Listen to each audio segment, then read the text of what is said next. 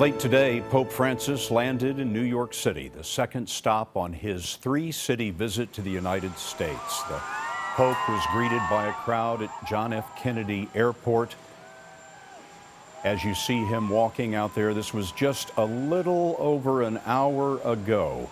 He was flown by helicopter to downtown Manhattan, and we have a live picture now of Fifth Avenue in New York.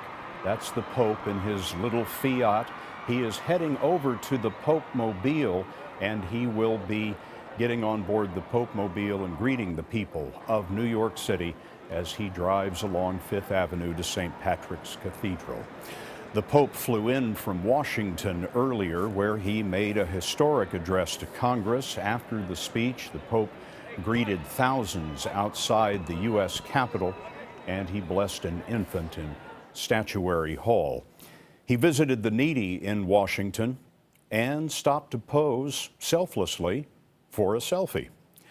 This evening, the humble Pope is greeting the crowds that you just saw there on Fifth Avenue, on the most expensive street in the world.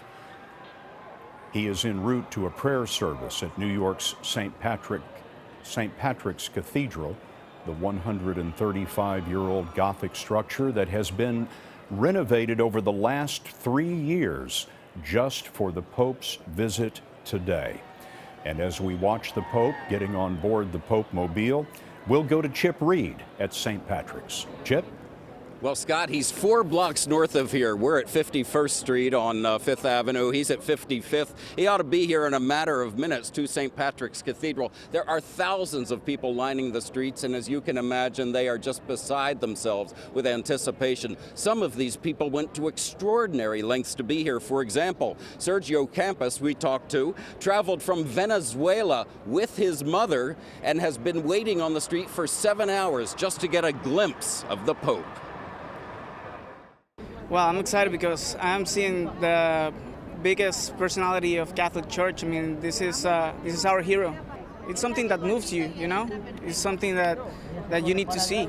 The Jones-Ibrahim family came all the way from Massachusetts and Washington, D.C. to see one of their heroes. We are supporting him because of his stance about inequality and his support of immigrants, immigration, protection of the planet. It's historic. We're a part of history. In an entirely different category of person, we spotted Donald Trump on a balcony overlooking Fifth Avenue.